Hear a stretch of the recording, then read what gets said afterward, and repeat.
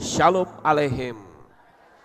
Haleluya. Bapak Yahweh memberkati saudara sekalian. Malam hari ini saya akan mengajak untuk kita bersama-sama belajar firman Tuhan. Mari kita akan buka kitab suci kita, saudara-saudara, yaitu di dalam kitab Markus pasal 4 ayat 39. Materi saya malam hari ini, saya beri judul kuasa atas ucapan. Markus 4 ayat 39. Kalau sudah ketemu semua, mari kita akan baca satu ayat ini dengan suara yang keras. Saya tunggu sampai saudara mendapatkannya. Sudah ketemu semua saudara? Baik, kita akan baca bersama-sama. 1, 2, 3. Dan setelah bangun, dia menghardik angin itu dan berkata kepada danau itu, "Diam, tenanglah." Maka angin pun redalah dan terjadilah ketenangan yang luar biasa. Sampai di sini pembacaan kita. Bapak Ibu yang terkasih, saya rasa kisah Tuhan menghentikan angin badai itu sudah sering kali kita dengar dan kita sudah mengenal dari sejak lama. Saya tidak akan menceritakan tentang murid-muridnya, saya tidak akan menceritakan tentang peristiwanya, tidak. Tapi yang akan saya soroti adalah ucapan Yesua. Kita barangkali berpikir bahwa yang perlu diajak berbicara itu hanyalah manusia. Selain manusia itu tidak layak untuk diajak berbicara. Tetapi saudara, dari ayat firman Tuhan ini kita tentu tahu bahwa Yesua menghardik angin itu. Jadi anginnya dihardik dan Yesua berbicara kepada apa tadi? Halo, kepada danau. Dia ngomong sama danau, saudara. Pernahkah kita merenung? Masa sih danau kok diajak ngomong? Masa sih danau diajak berdialog? Memang danau tidak bisa menjawab pertanyaan manusia. Namanya juga danau tidak punya mulut. Tetapi reaksi dari ucapan Yesua itu ternyata bisa membuat danau itu teduh. Jadi di sini saya menyoroti bahwa ucapan manusia itu memiliki kuasa. Yesua berbicara ternyata bukan cuma kepada danau, angin badai, sehingga danau dan angin itu tunduk dan menjadi tenang. Tetapi coba kita lihat pula di dalam kitab Matius pasal 21 ayat 19. Saya akan ajak saudara untuk merenungkan ayat ini perlahan-lahan. Saudara renungkan baik-baik, kemudian saudara cerna di dalam hati saudara. Matius 21 ayat 19. Yang sudah ketemu ikuti saya. Dan ketika melihat sebatang pohon ara di pinggir jalan, dia datang kepadanya, tetapi tidak mendapati apapun padanya kecuali daun-daun saja. Dan dia berkata kepadanya, "Daripadamu tidak akan pernah ada buah lagi untuk selamanya." Dan seketika itu juga pohon ara itu menjadi kering. Saya membaca ayat ini bukan cerita fiksi, saudara, atau bukan sebuah ilustrasi, tetapi sebuah kisah nyata, suatu fakta di mana Yesua itu berkata kepada pohon. Nah, Bapak Ibu yang terkasih, saya membaca sebuah artikel yang cukup menarik, yaitu tentang pohon.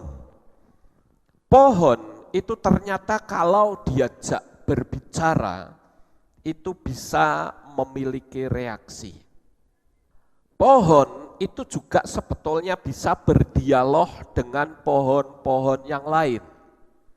Tapi jelas dialognya bukan seperti antar manusia. Namanya juga pohon tidak punya mulut. Penyelidikan ini dilakukan oleh seorang yang bernama Ian Baldwin.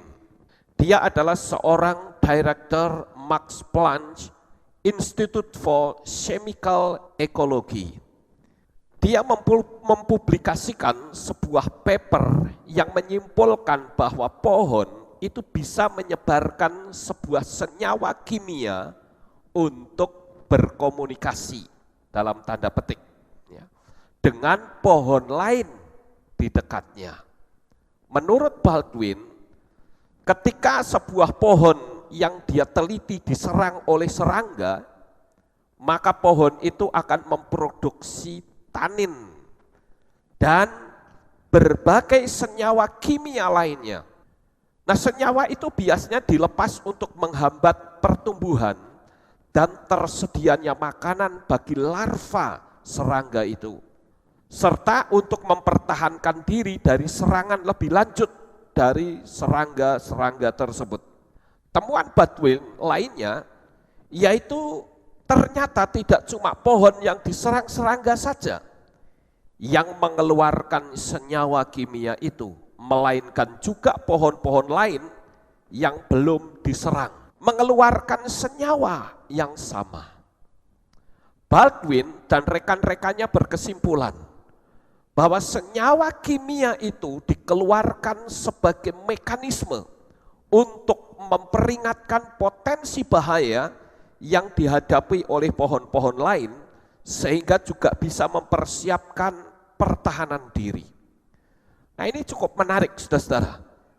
Penelitian lebih lanjut menggunakan analisa molekuler dan genetika, dan di sana menemukan bahwa senyawa kimia dilepaskan melalui daun, mulai dari molekul kecil sederhana seperti etilin, sehingga senyawa yang lebih kompleks seperti metil jasmonate, dan senyawa-senyawa tersebut itu berdifusi dengan udara, dan ketika menyentuh pohon lain, maka pohon itu akan merespon dengan melakukan perubahan pertumbuhan dan sintesis kimia. Ini cukup menarik ya, penelitian dari Ian Baldwin. Nah, saudara yang terkasih, bentuk komunikasi kimiawi dari tumbuhan yang kita duga adalah semacam teriakan tidak langsung. Jadi pohon itu bisa berteriak memberi tanda bahaya kepada pohon-pohon yang lain. Dengan kata lain, dia berkata, awas bahaya. Namun tentu bukan seperti dialog, tapi pohon-pohon itu mengeluarkan kimia yang bisa ditangkap oleh pohon-pohon yang lain. Nah, sementara akar pohon pun juga bisa mengeluarkan sejumlah komunikasi kimiawi yang berbeda. Namun karena senyawa ini berada di lapisan tanah, ia tidak akan bisa menyebar sejauh kimia atau sejauh senyawa kimia yang menyebar lewat udara dan air.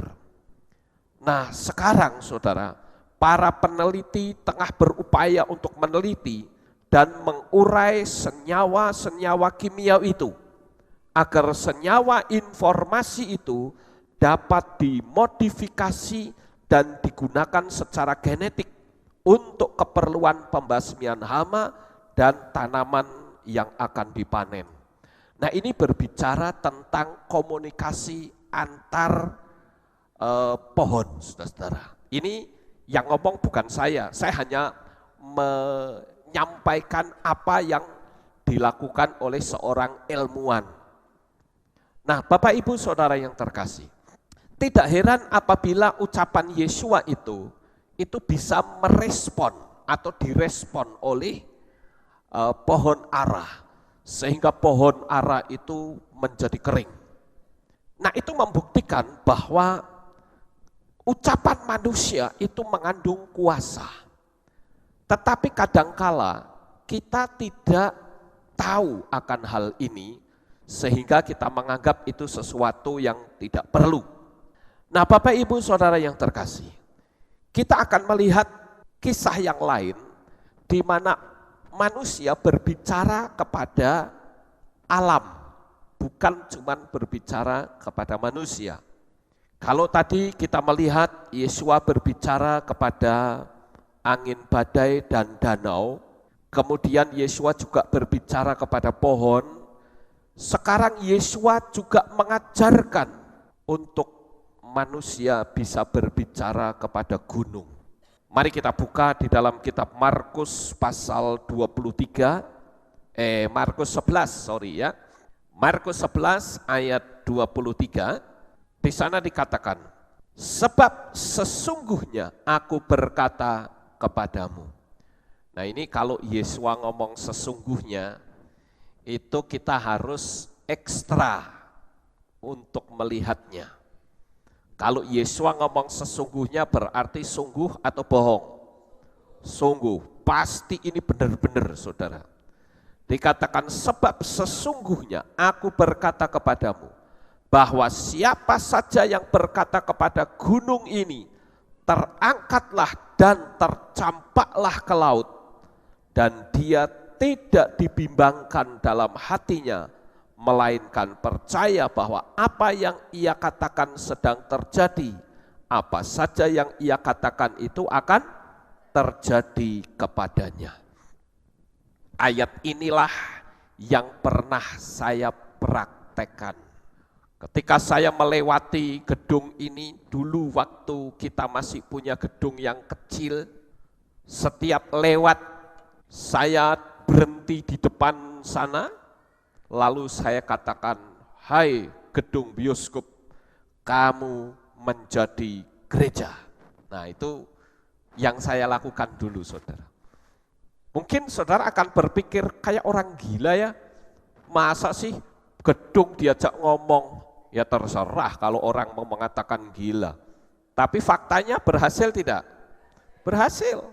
Kita bisa menempati ini, dan saya yakin itu adalah kuasa atas ucapan. Tuhan Yesus sendiri yang mengajarkan agar kita bicara kepada gunung. Gunung itu kan benda mati saudara. Walaupun banyak orang yang menafsirkan gunung itu bisa saja berarti gunung masalah, gunung persoalan, gunung kemiskinan. Nah, pernah nggak kita ngomong sama gunung kemiskinan, saudara?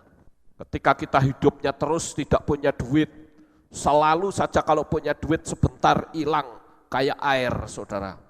Pernahkah kita berkata, hai kemiskinan, enyah kamu, keluar, tinggalkan hidupku. Nah, ini kan kita ngomong, berdialog dengan kemiskinan, berdialog dengan gunung dalam tanda petik tadi. Ya, jadi kalau kita memahami seperti ini, saya yakin saudara akan mengubah kehidupan saudara sendiri. Ingat, ini yang ngajari Yesua loh. Ya. Jadi saya cuma membunyikan apa yang kitab suci tulis. Yesua berkata, berkatalah kepada gunung ini. Nah, ini kita harus mulai belajar untuk mempraktekkan. Ya. Ini Yesua yang ajarin saudara. Kemudian kita melihat di dalam kitab Bemidbar pasal 20. Coba kita lihat. Bemidbar pasal 20. Saya ajak saudara untuk banyak membaca kitab suci, ya, supaya saudara paham. Kitab Bemidbar atau bilangan. Kitab bilangan atau Bemidbar pasal 20 ayat 8 sampai ayat 10 saya akan bacakan untuk saudara. Ambillah tongkat dan kumpulkanlah jemaat itu, engkau dan Harun saudaramu. Dan berbicaralah kepada bukit batu itu. Ingat, Tuhan sendiri, ya, Bapak Yahweh sendiri yang ngajarin supaya Moshe berbicara kepada bukit batu. Dikatakan, dan berbicaralah kepada bukit batu itu di depan mata mereka, dan dia akan memberikan air, dan haruslah engkau membawa kepada mereka air dari bukit batu itu, dan memberi minum jemaat itu serta ternak-ternaknya. Dan Moshe mengambil tongkat itu dari hadapan Yahweh seperti yang telah difirmankannya. Dan Moshe serta Harun mengumpulkan jemaat itu di depan bukit batu itu, dan dia berkata kepada mereka, dengarkanlah sekarang para pemberontak, haruskah kami mengeluarkan air dari bukit batu ini bagimu? Dan seterusnya, ya. Nah, saudara akan temukan di situ bahwa Bapak Yahweh menyuruh agar Moshe berbicara kepada bukit batu. Ingat, di situ jelas tertulis bukit batu yang tidak mungkin bisa mengeluarkan air. Itu sesuatu yang mustahil. Nah, mungkin saat ini saudara sedang berhadapan dengan kemustahilan yang seperti bukit batu. Pernahkah kita ngajak ngomong persoalan itu, saudara? Ingat, ucapan kita mengandung kuasa. Ya, kalau kita tidak bisa ngomong, ya bagaimana kuasa itu bisa muncul? Cuman sayangnya memang Moshe ini terlalu emosional, sehingga perintahnya Bapak Yahweh suruh ngomong sama bukit batu malah sambil dipukul, saudara, karena emosi kan. Dia ngomong, bukit batu kamu keluar air, tapi dipukul, beletak, beletak. Nah, ini ada tambahan sedikit, ya. Harusnya cuma ngomong, tetapi dipukul. Ada penambahan. Akibatnya apa? Akibatnya Moshe tidak boleh masuk ke Kanaan. Cukup sampai di sini. Nah, inilah. Makanya saya katakan kalau sampai, ini kan tidak menyangkut soal nama, bukan? Nama Yahweh enggak tersangkut di situ. Cuman disuruh ngomong sama bukit batu, tetapi malah ngomong sambil mukul. Itu saja Tuhan tegasnya seperti itu. Apalagi orang yang menolak nama Yahweh. Mana bisa dia selamat, saudara? Kalau sampai Bapak Yahweh menyelamatkan orang yang menolak namanya, maka Bapak Yahweh harus minta maaf kepada Moshe. Ini analisa saya sendiri, saudara. Kenapa?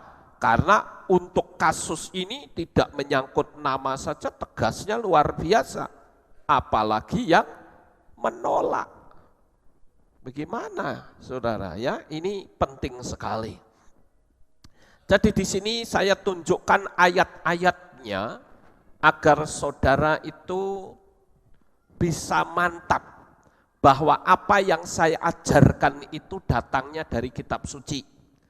Kalau kita nanti akan mempraktekkan, mengaplikasikan di dalam kehidupan sehari-hari, itu tidak ngawur, tetapi memang kitab suci yang ngomong, saudara.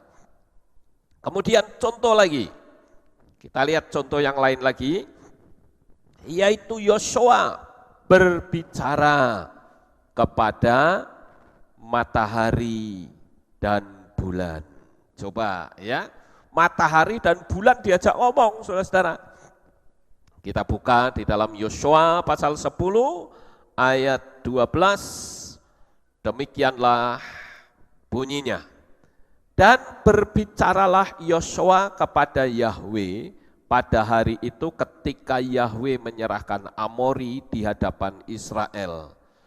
di hadapan Bani Israel, dan dia berkata di depan mata orang Israel, matahari diamlah di Gibeon dan bulan diamlah di lembah Ayalon. Nah, Bapak Ibu yang terkasih, kalau saudara baca terus kisah ini, maka hari bertambah panjang pada saat itu. Ini Tuhan sendiri loh yang ngajari saudara, ya, dan itu dipraktekkan oleh Yosua, dipraktekkan oleh Mose. Jadi Yosua ngomong kepada hujan. Kita pun juga bisa dong, kalau sekali waktu pas ada sesuatu yang penting dan hujan, kita bisa nggak bicara sama hujan? Harus bisa dan pasti bisa. Cuman memang yang menjadi pertanyaan, hujannya nurut sama kita atau tidak? Nah itu yang jadi masalah saudara. Kalau kita hidup benar di mata Tuhan, hujan pun saya yakin pasti tunduk, ya. Nah, Bapak Ibu yang terkasih, itu adalah ayat-ayat di mana manusia berbicara kepada benda. Satu lagi kita lihat, Mose juga berbicara kepada lautan. Mari kita baca di dalam Shemot. Sebelum kita membaca itu, saudara, saya akan tunjukkan kepada saudara juga di dalam kitab Yosua, di mana Yosua itu berbicara kepada sesuatu peristiwa yang ada di tembok Yeriko. Ya, mumpung saya ingat sebelum kita melangkah lebih jauh, kalau kita bicara tentang Yosua, saya diingatkan bahwa Yosua itu tidak cuma berbicara kepada matahari dan bulan, tetapi Yosua melakukan kutukan. Siapapun orang yang mendirikan tembok Yeriko yang sudah runtuh, maka akan terkena kutuk. Nah, itu terjadi, saudara. Coba kita buka ayatnya di dalam Yosua 6 ayat 26.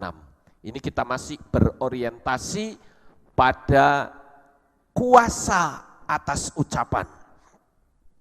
Yosua 6 ayat 26 dikatakan, dan pada waktu itu Yosua memperingatkan dengan berkata, terkutuklah di hadapan Yahweh orang yang bangkit dan mendirikan kembali kota Yeriko ini. Dia akan meletakkan dasar kota itu dengan korban anak sulungnya dan dengan korban anak bungsunya. Dia akan memasang pintu-pintunya. Nah, ini ketika Yosua sudah meruntuhkan tembok Yeriko, ya, dengan pola supranatural, dia mengelilingi tembok itu satu kali, tiap hari satu kali, dan hari terakhir pada hari yang ketujuh itu 7 kali. Nah, di situ ketika Yosua meneriakkan sesuatu, tembok itu runtuh, saudara. Dan dia membuat sebuah benteng. Artinya benteng di alam roh artinya apa? Siapapun yang berani mendirikan tembok ini, dia harus membayar nyawa anak sulungnya. Nah, ternyata ucapan Yosua ini tergenapi, saudara.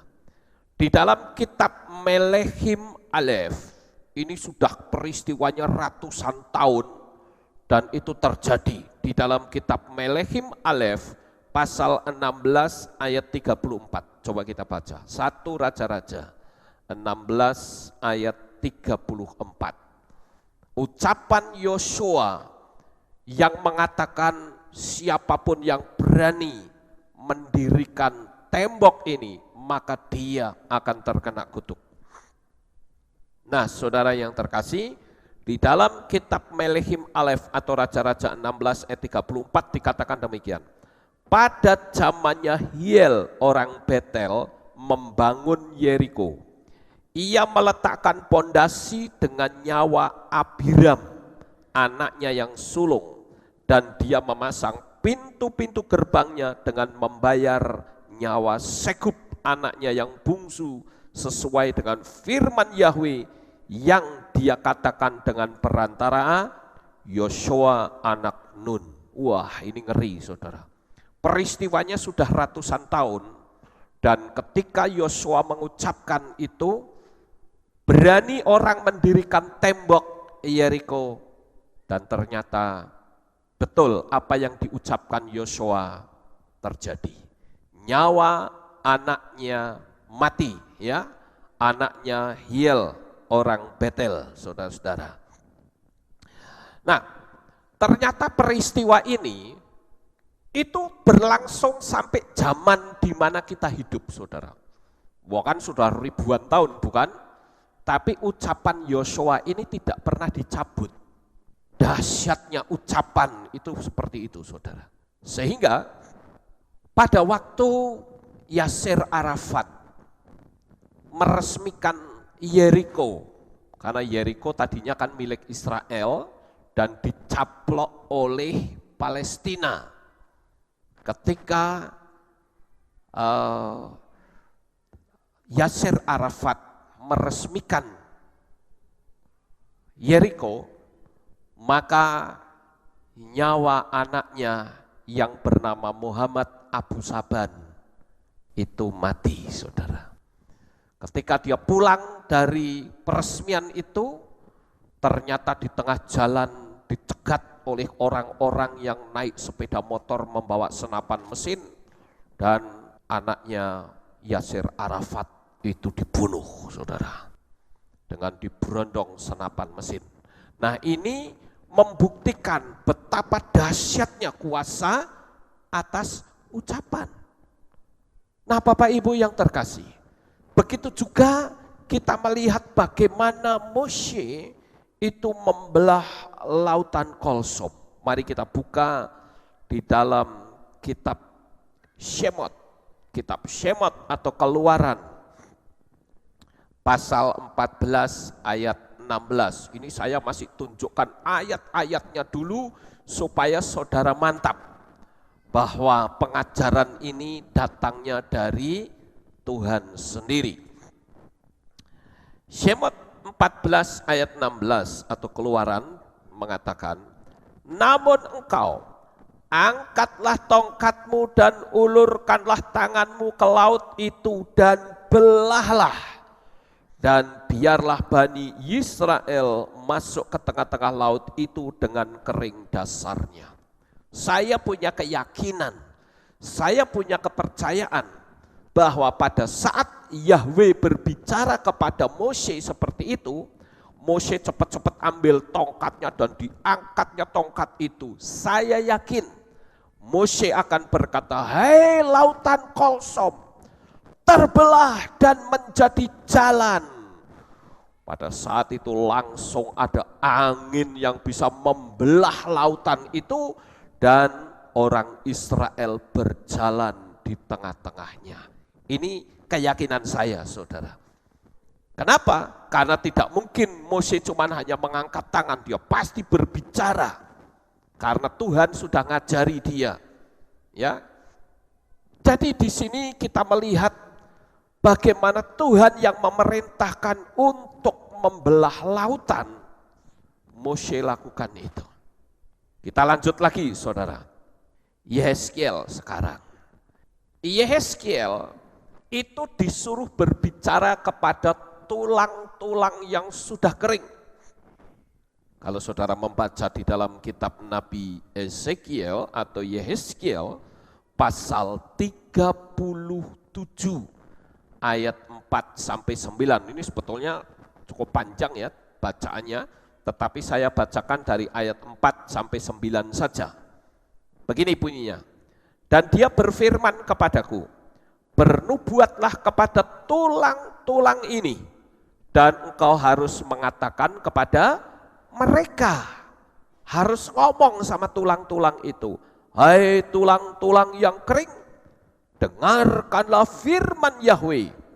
Beginilah Tuhan Yahweh berfirman, lihatlah aku akan memberikan roh masuk ke dalammu dan engkau akan hidup.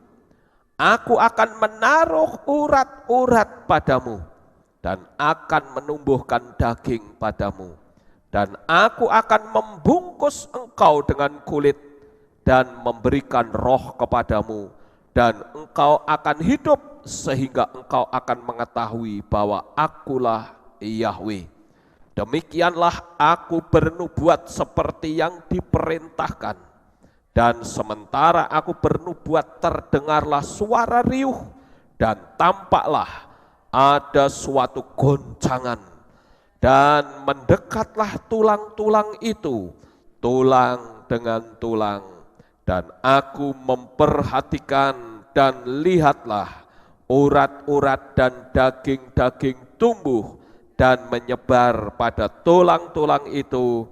Dan kemudian kulit menutupinya dari atas, tetapi roh belum ada di dalamnya. Kemudian dia berfirman kepadaku, bernubuatlah kepada roh, bernubuatlah hai anak manusia, dan engkau harus mengatakan kepada roh itu, firman Tuhan Yahweh, datanglah dari keempat penjuru angin, ya roh, dan berhembuslah ke dalam orang-orang yang terbunuh itu, supaya mereka dapat hidup, saudara. Di situ diceritakan bagaimana Yehezkiel ditaruh di satu lembah yang penuh dengan tulang-tulang yang sudah kering. Lalu pada waktu itu Bapak Yahweh berkata kepada Yehezkiel, Yehezkiel, menurut kamu tulang-tulang ini bisa hidup lagi atau tidak?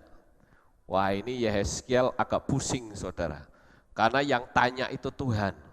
Kalau dia berkata tidak bisa, kok yang ngomong Tuhan, ya toh?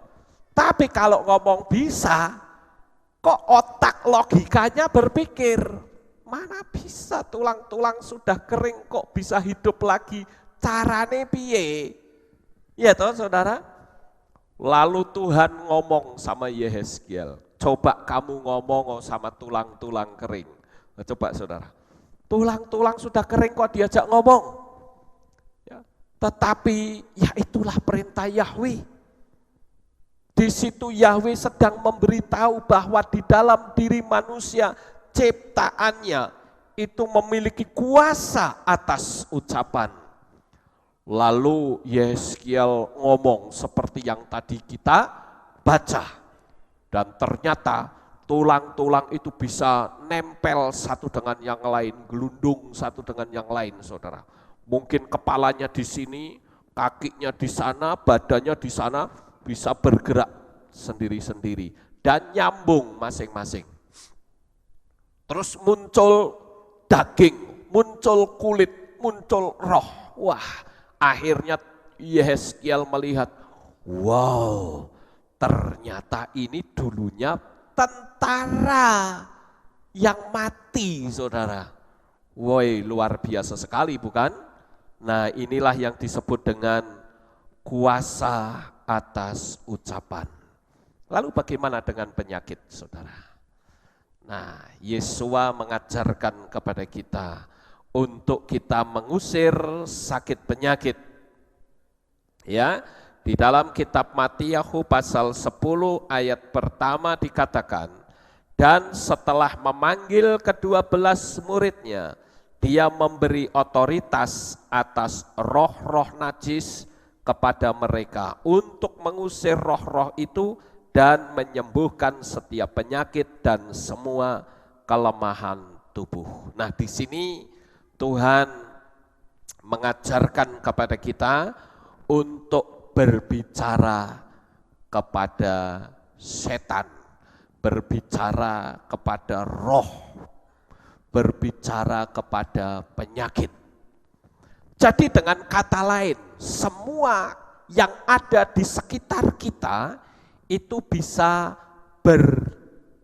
diajak berdialog, saudara. Tidak heran apabila orang-orang yang tidak mengenal Bapa Yahweh, mereka menyembah patung, menyembah pohon-pohon, menyembah batu-batu, Nah, itu karena mereka tidak tahu. Tapi dalam insting hati mereka, mereka ngerti bahwa benda-benda itu memiliki energi, memiliki kuasa.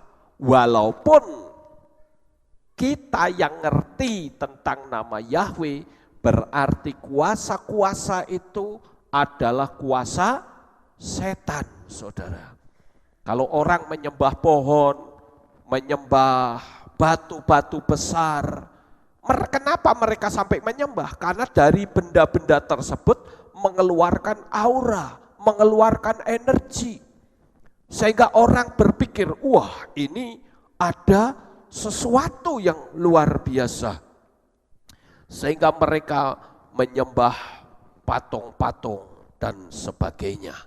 Nah, itu sebabnya di dalam Torah Tuhan itu sangat cemburu.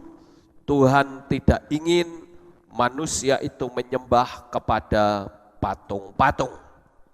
Nah, Bapak Ibu Saudara yang terkasih, di dalam kitab-kitab berikut ini kita akan bersama membaca, ya saya akan bacakan terlebih dahulu dari kitab Shemot pasal 20 ayat yang keempat. Jangan membuat patung bagimu yang menyerupai apapun yang ada di langit di atas, atau apapun yang ada di bumi di bawah, atau yang ada di dalam air di bawah bumi. Kemudian di dalam kitab Wayikra 26 ayat 1 atau Imamat dikatakan, kamu tidak boleh membuat bagimu berhala-berhala dan patung-patung pahatan. Juga tiang berhala tidak boleh kamu dirikan bagimu. Bahkan batu pahatan tidak boleh kamu tempatkan di negerimu untuk sujud kepadanya, sebab akulah Yahweh Elohim. Nah, kira-kira saya ngomong dari tadi, saudara bisa menangkap nggak kira-kira? Bisa ya, puji Tuhan. Jadi dari tadi saya ngomong itu intinya cuma satu, bahwa manusia itu memiliki kuasa atas ucapan. Kita bisa berbicara kepada apapun, ya. Bisa kita bicara kepada gunung persoalanmu. Kita bisa berbicara tentang tantangan dan sakit penyakit kita. Suruh dia pergi dari kita. Kita lanjut pembacaan kita dalam kitab Tefarim atau Ulangan 4 ayat 16 dan 23. Supaya kamu jangan berlaku busuk dengan membuat bagimu patung yang menyerupai gambaran apapun yang berbentuk laki-laki atau perempuan. 23.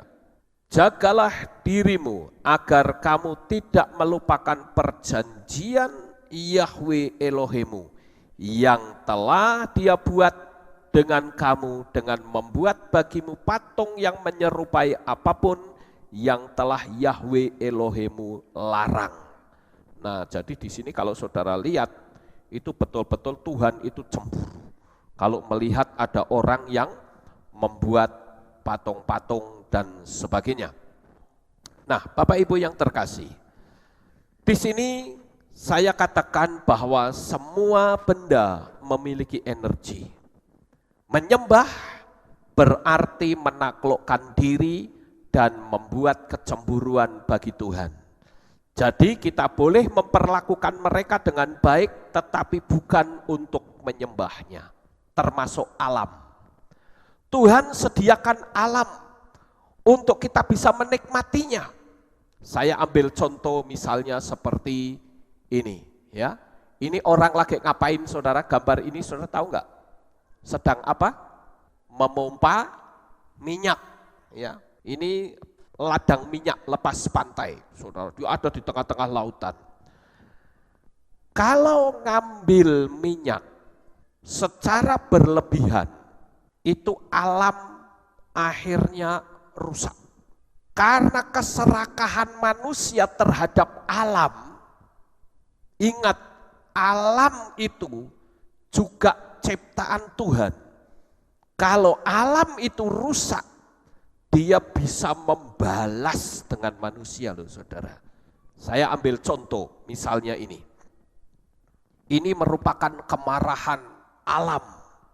Ya, jika tidak diperlakukan dengan baik oleh manusia. Munculnya tanah longsor, gempa bumi, banjir. Ini akibat manusia itu tidak memperlakukan alam dengan baik.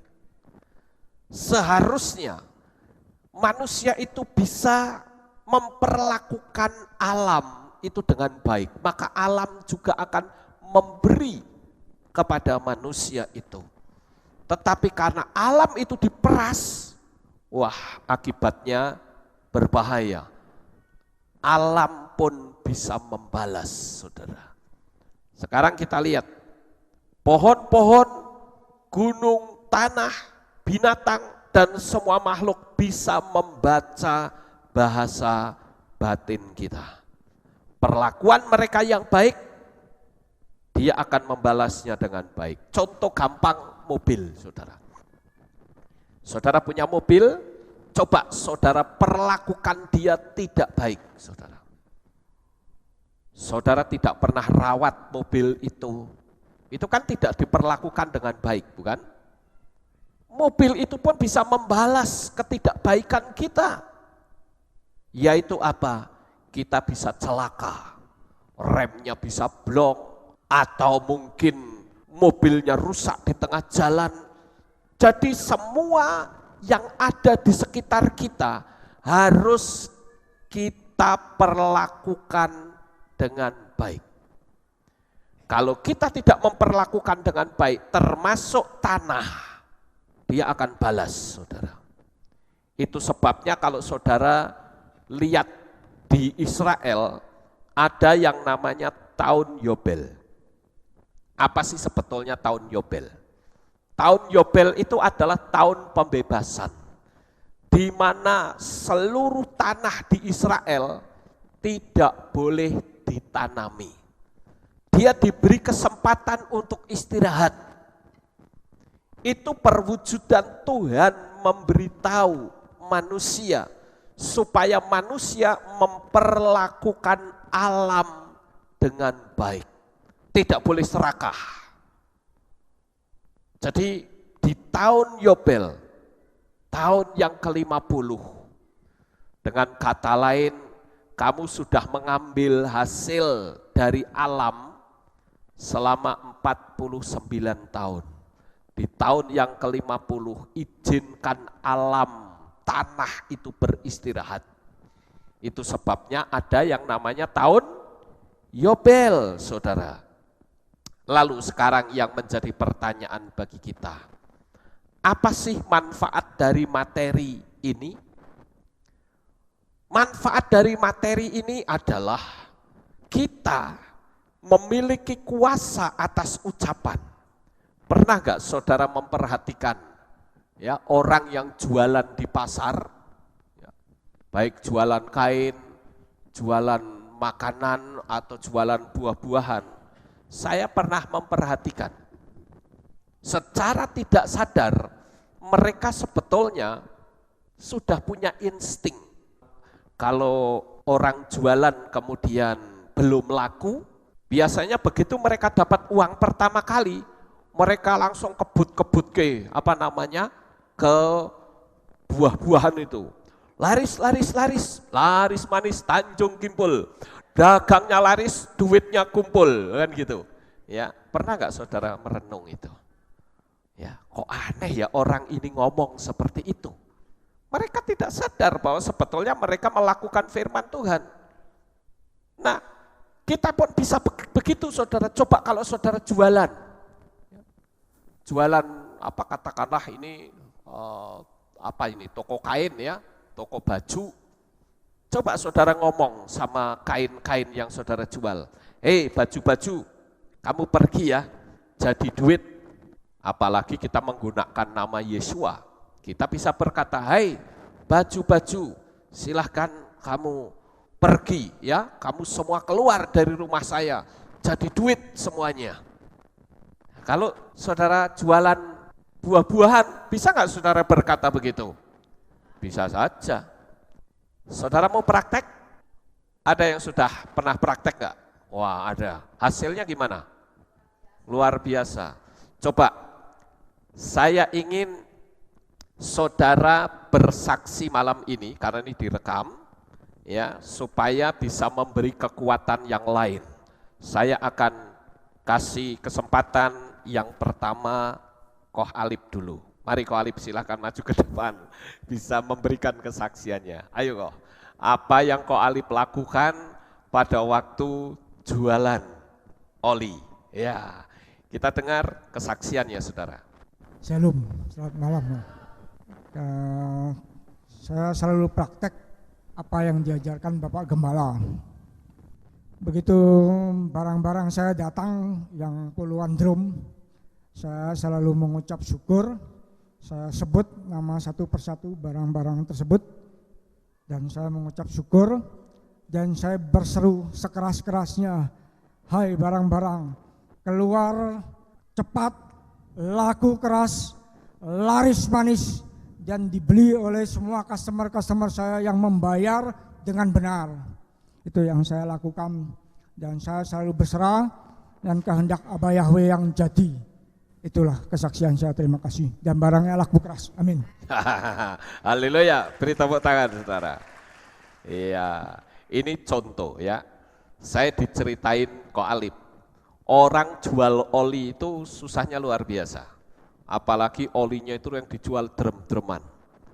Atasan dia saja, manajernya, paling sebulan paling cuma hanya 5 drum, itu sudah top.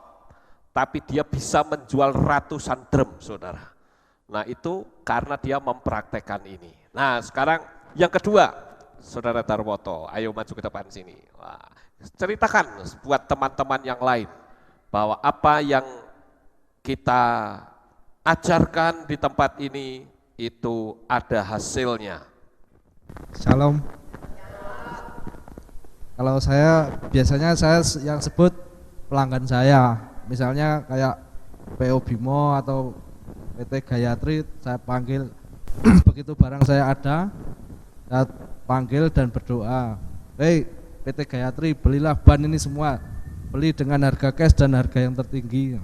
Di dalam nama Yesua Hamasiah, Bapak Yahweh memberkati, amin. Tidak lama pasti order banyak dan bayar cash harga tinggi. Iya, puji Tuhan. Kok cuma pendek-pendek? Ya ini contoh. Ada lagi? Mbak Berta. Ayo, silakan Mbak Berta. Yang sudah praktek satu kali lagi ya. Setelah ini kita lanjut, saudara. Ini contoh orang yang mau praktek kebenaran firman Tuhan. Bahwa ada kuasa atas ucapan. Salam Bapak Ibu. Pak Yahweh berkati kita semua. Pengalaman saya jualan di tukangan, saya kira jemaat sudah tahu ya. Saya jualan cuma ngelemprak di lataran biasa, tapi di situ saya setiap mau dasar, saya Bapak Yahweh saya percaya. Kalau kau sudah sediakan dagangan untuk saya, Bapak Yahweh pasti kirim pembeli-pembeli yang luar biasa, dan dagangan saya pasti bawa untung yang luar biasa. Dan itu selalu Bapak Yahweh nyatakan apa yang saya katakan, kirimkan pembeli itu Bapak Yahweh. Dan saya kalau menerima uang yang pertama, Bapak Yahweh terima kasih, engkau sudah kirimkan pembeli yang pertama, saya percaya engkau akan kirimkan pembeli-pembeli yang lain juga. Itu yang terjadi setiap waktu. Inilah kesaksian saya, Bapak Yahweh berkati. Ya, amin. Ya itu contoh ya, masih banyak teman-teman kita yang karena mempraktekkan materi bahwa di dalam diri manusia itu ada kuasa, betul-betul terjadi dalam hidup mereka. Amin, saudara-saudara. Ya, Koh Alip, kemudian saudara Darwoto dan Mbak Berta sudah ngalami. Dan tentu yang lain masih banyak, tetapi saya rasa 3 kesaksian ini sudah bisa membuktikan bahwa kalau saudara jualannya sepi, jangan marah-marah. Ya, jualannya sepi, jangan lalu kita ngomong, waduh daganganku sepi. Tapi saudara harus memperkatakan firman Tuhan. Karena firman Tuhan berkata, sekalipun 1000 orang rebah di sisi kirimu dan 10.000 orang rebah di sisi kananmu, namun hal itu tidak akan menimpa engkau. Amin. Ya. Jadi perkatakan saja. Wong ucapan kita mengandung kuasa kok. Sudah dagangannya sepi, ngomongnya sepi sisan. Berarti semakin bertambah sepi. Jangan salahkan Tuhan kalau ekonomi saudara jadi carut marut, saudara. Ini masalahnya. Orang tidak mau mempraktekkan firman, tetapi malah marah. Marah-marah itu bisa mendatangkan aura negatif. Kalau saudara sering marah di toko saudara, maka aura negatif itu menggumpal di situ. Dan orang nggak akan tertarik untuk datang di toko saudara. Ya, jadi kita belajar untuk kita mempraktekkan firman Tuhan. Suruh dagangan saudara pergi semua jadi duit. Amin. Ya, kemudian yang kedua, intisari dari apa yang saya sampaikan adalah jangan kita curang dalam berbisnis dengan memalsu merek. Ingat, ada makhluk yang tidak kelihatan mata yang melihat perilaku kita. Berlakulah yang jujur, percayalah bahwa Bapa Yahweh akan membela kita. Amin. Ya, jadi kalau jualan orang dagang, jangan kita berkata dagang tidak pakai politik, dagang ya rugi. Nah itu kan orang dunia yang hidupnya duniawi. Tetapi kalau orang yang percaya kepada Bapa Yahweh, Tuhan pasti membela asal kita jujur hidupnya. Amin. Ya, contohlah kalau saya lihat itu tadi kesaksian saudara Darwoto. Secara manusiawi saja mana bisa dia jualan laku. Orang jualannya di Muntilan itu masih naik ke atas mendekati Gunung Merapi. Ya, di desa lagi jualan ban, mana bisa laku. Tapi faktanya dia sampai menjadi supplier ban yang diberkati oleh Bapa Yahweh. Ya, jadi ini contoh betapa kalau kita sungguh-sungguh dengan Tuhan, nggak usahlah main politik-politikan, memalsu-malsu barang. Nanti malah jadi masalah. Ya, saudara, ada orang belanja banyak, lalu mereka minta nota kosong, jangan kasih. Ya, saudara itu dicurangi, dilicikin itu. Kalau ada orang belanja banyak, lalu minta nota kosong, itu sudah tanda dia mau korupsi, saudara. Jangan dikasih, karena nanti kalau korupsi konangan, saudara tokonya ditutup sama pemerintah. Ya, karena dianggap saudara sekongkol dengan koruptor.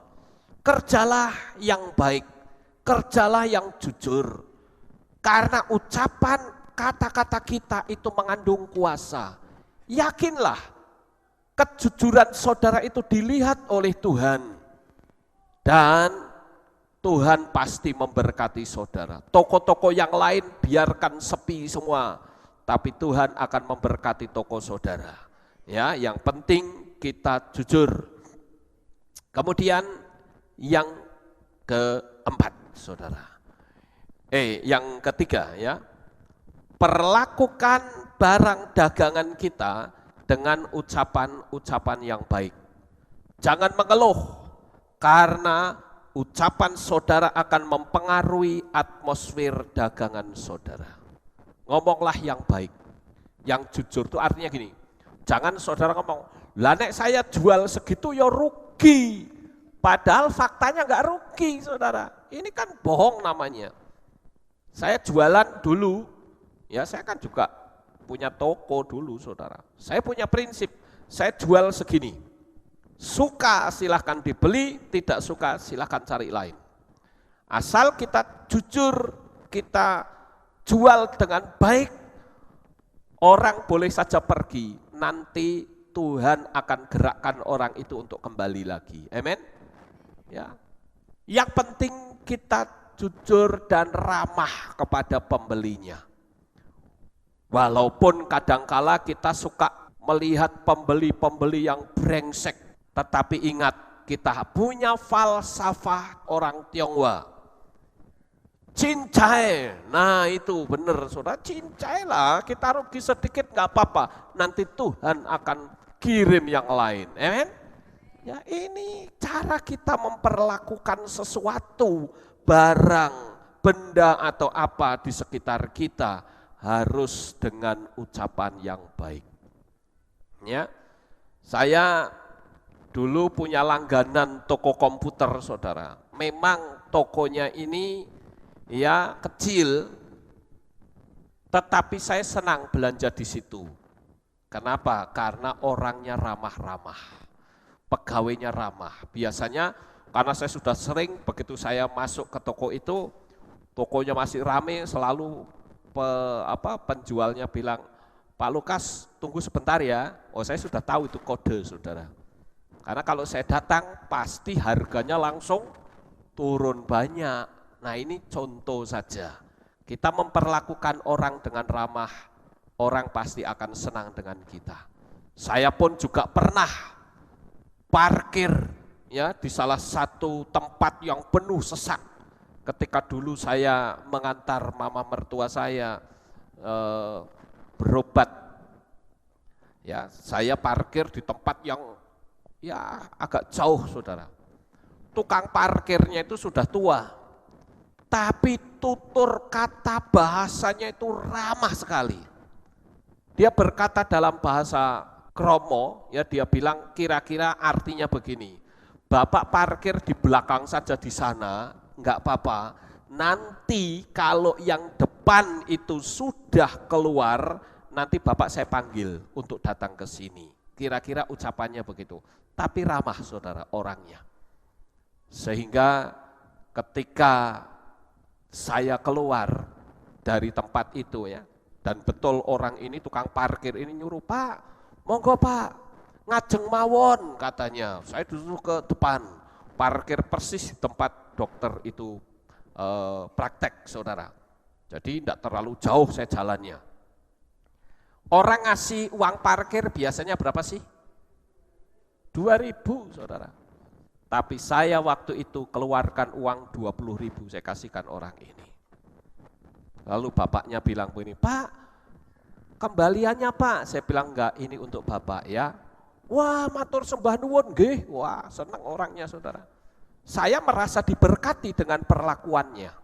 Sekalipun orangnya sederhana, tukang parkir, tetapi tutur bahasa yang sopan. Ingat, ucapan itu mendatangkan energi. Kalau orang itu datang dengan baik, pasti orang yang hatinya peka akan mudah berbelas kasihan. Ya. Nah itu contoh. Yang kemudian, yang keempat, saudara. Transferkan energi pada kendaraan yang akan ditinggalkan. Air yang akan kita minum dan lain-lain, ucapkan seolah-olah saudara sedang berbicara kepada manusia. Ingat, Yesua sudah mengajarkannya. Manusia itu memiliki energi di telapak tangannya. Ketika saudara menaruh mobil atau sepeda motor, coba tumpangi tangan dan katakan, hai sepeda motor, kamu tetap tinggal di sini. Aku transferkan energi, siapapun yang mengambil motor ini dia akan kepental, dia pasti mental loh saudara. Ya. Karena apa? Ada energi yang ditransferkan. Nah itu pun bisa kita praktekkan. Ketika tadi ada satu pujian, ketika kita disakiti, ku akan apa tadi? Mengampuni. Bagaimana cara mengampuni saudara? Orangnya nggak kelihatan. Saudara bisa menggunakan meditasi dan saudara bisa mengirimkan bola-bola ya kasih kepada orang tersebut. Saudara pejamkan mata, kemudian bayangkan di tangan saudara ada bola putih yang diisi kekuatan cinta saudara. Saudara lemparkan kepada orang itu. Seperti yang diucapkan oleh Paulus di dalam kitab Roma 12 ayat 20. Oleh karena itu jika musuhmu itu lapar, berilah dia makan. Jika dia haus, berilah dia minum. Sebab dengan melakukan hal ini, kamu akan menumpukkan bara api di atas kepalanya. Jadi kalau ada orang membenci saudara, saudara melemparkan bola-bola cinta, bahaya orang itu secara hukum supranatural. Karena kita tidak membalas. Seperti apa yang Tuhan katakan, ya, kalau kita turun tangan, Tuhan akan angkat tangan. Ya, kamu turun tangan toh, silahkan kerjain sendiri. Tapi kalau kita angkat tangan, kita menyerah, maka Tuhanlah yang akan membela kita, saudara. Jadi jangan pernah kita khawatir, jangan pernah kita was-was. Di tengah-tengah kesulitan seperti apapun, ucapkanlah hal-hal yang positif dan Bapa Yahweh akan selalu menyatakan mujizat dan kuasanya atas ucapan saudara. Sukses besar untuk saudara, Bapak Yahweh memberkati. Haleluya. Kita tunduk kepala, kita akan berdoa.